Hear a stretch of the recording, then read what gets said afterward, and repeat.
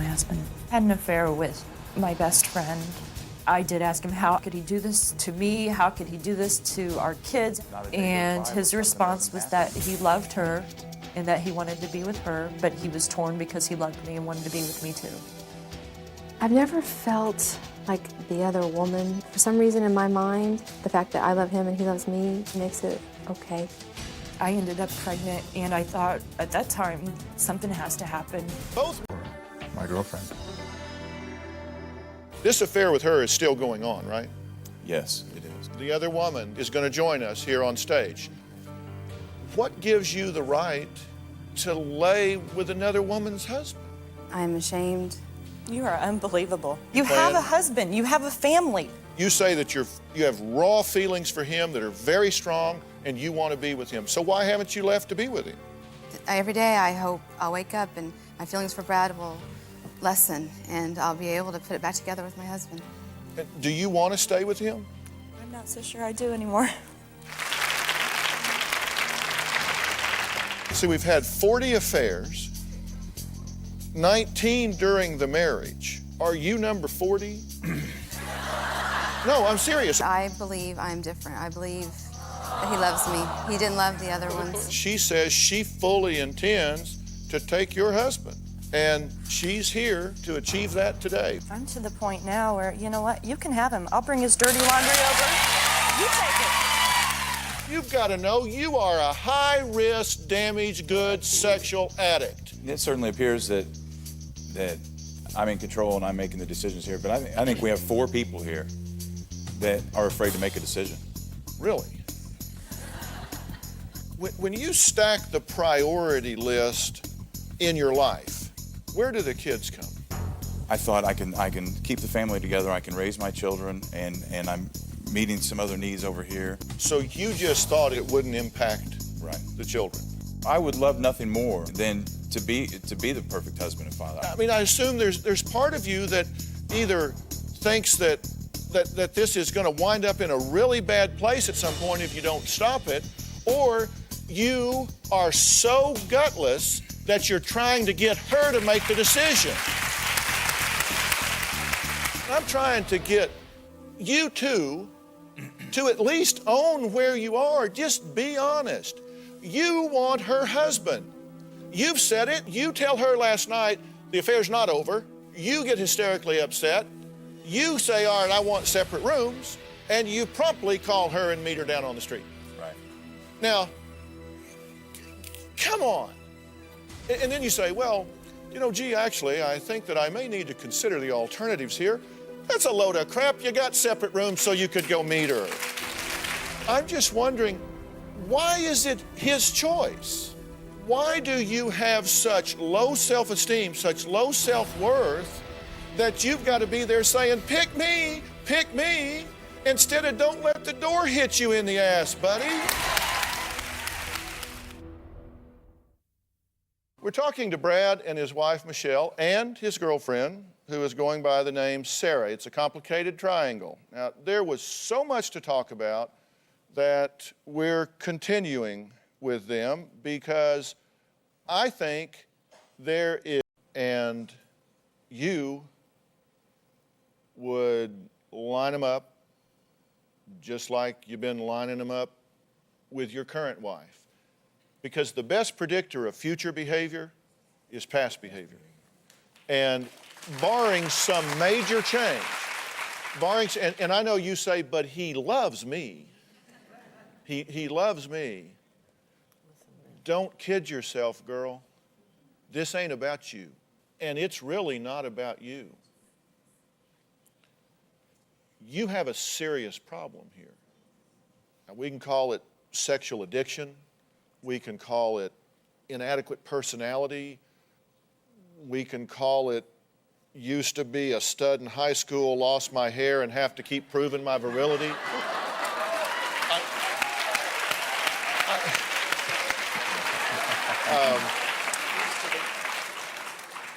Took a lot of courage for me to say that.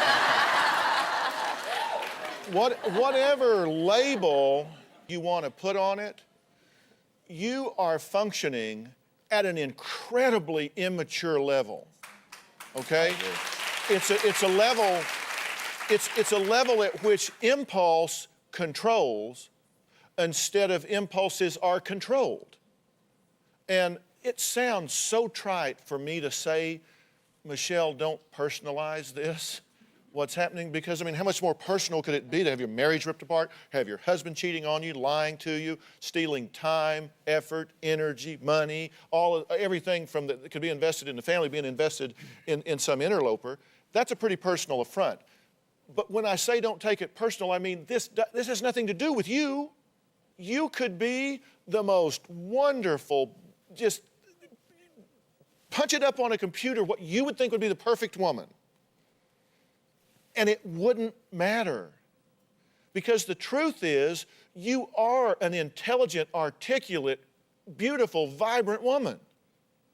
It isn't about you. This isn't about your inadequacies. Why is that so hard for you to hear when I said that? Several reasons. Number one, I've been led to believe that it's partially my fault. It's problems in our relationship. It's, and I've wanted to believe that it was his personal issues, his personal struggles, his personal problems. But I battle with that because, I have him telling me it's our marriage, it's me, it's so just hearing it. But you've sat here today as I've talked to these two and asked questions where I have direct verbatim quotes typed up of what they've said. Well, sort of, maybe, kind of, almost, sort of, I don't, like that. I mean, it's like trying to sack fog. It's like nailing Jell-O to the wall. I mean, you're very elusive in ownership. That should tell you that when he's coming to you and saying, I'm doing this because you don't talk, you won't share, you aren't energetic, you aren't electric, you aren't charismatic. What he's saying is, I'm immature, I don't know what I want, I can't control my impulses, I'm going to reach for something. But he's just dumping it on you. At least have the decency to tell this woman, in all honesty, complicated affair that affects two marriages. These women each had a baby within 24 days of one another with the same man, Michelle's husband, Brad. Statistically, the chance that you two will have a successful relationship after you leave is probably not 1 in 100. A marriage that starts in infidelity, what kind of foundation is that? Then having to try to manage your exes and go through custody battles for children and all of that sort of thing. And if you think for a minute that a court is likely to regard you in a very positive way in terms of conservatorship for your children, given the genesis of your marital breakup and where you're headed, don't you think they might have a problem with your judgment and predicting the quality with which you might mother your children? Yeah, I thought about that. How would you feel about leaving your home and your children staying behind with your husband? That just would never happen. Pardon me? I won't let that ever happen. I would never leave my children. That's one thing I know my husband knows. I'm a good mother. He would never, I don't think, ever try to take the children away from me. People change when they get in that divorce court. I mean, seriously, you need to think about the fact that right now, you feel in power and you feel in control because you're the one that's being sought after and pursued. But once he realizes and decides that you're out the door and you're going with him, then he just may decide, I'll be damned if that boy's going to raise my children. You're putting your children in play. Do you get that? Yeah. All of a sudden, you enter the divorce arena in the midst of infidelity, in the midst of double infidelity, and a husband that says, I don't want the man that stole my wife, in fact, stealing my children. I'm going to fight tooth and nail to keep them. You have put your children at play. You put them up on the table. You're up there playing blackjack. You threw your kids up on the table. Tell me how you feel about that. I guess I've never really thought about it like that. That it really could happen. It scares me to death. Well, you say you've never really thought about that. Is it that you're so in control of a fairly passive husband that you think you just dictate all the terms and conditions of what happens? I was doing a show on marriage, and I said, we tend to marry one person, but we divorce another. You know, the old boy you married and that you kind of got following you around hoping you'll let him stay just might find a little different attitude if you start loading his children up to take them to the man that destroyed his home. You reckon he might have a little fight in him? Yeah, I think you're right. So, I mean, is he worth it? Is he worth putting your kids at play? No, You got to stand up for yourself, stand up for your children. Can this marriage work? I don't know. I don't know if it can. I don't know if it should. But what I know is your children deserve 100% of their mother. Focused, committed, loving herself and loving them. So you've got to find your legs. You've got to get some strength to you. You've given your power away to this man. You've got to take it back. Okay? And I'll help you do that. And I will help you as well. Whatever needs to happen, whatever support is there.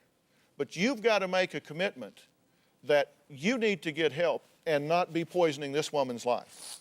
You need to get help so you're not infecting people with this addiction, with this sexual exploitation. Are you willing to do that? Yes, I am. If I arrange that, will you do it? Yeah, yes, I will. And will you leave her alone? Yeah, see, we've been through this several times, and what happens, it's not just me that calls her and how, I mean, it's back and forth. I didn't ask you breaks. what she was going to do. I asked you what you were willing to commit to. Are you willing to say, I will get help and leave this woman and her family alone? You are an interloper. You are a transgressor. You are a burglar. And you need to get out of her house, get out of her family, get out of her life. You can't control what she does. You can only control what you do. That's all I'm asking you. And I will get you help to make that come true. I will get you the help. I will get you the support to help you do that, to find that strength, to find that control. But you have to be a willing spirit. Because if you go in there and just try to con, manipulate, and lie to the help I get you, hell, I ain't gonna waste my time. If you're not gonna be a willing spirit, then you're on your own. I'm just asking, will you be a willing spirit in leaving this woman alone? Yes, Don't you want him to leave you alone? I mean, I know that there is a part of you that feels that, but it's either, you're going to make a choice. You're either going to choose your family and your children, or you're going to choose him, because you can't have both. You know that. You know you can't have both. It's going to get fractured. You're either going to heal it or you're going to fracture it. That's your choice. Certainly after being here, I mean, we can call you Mother Teresa if we want to, but you know what's going on here.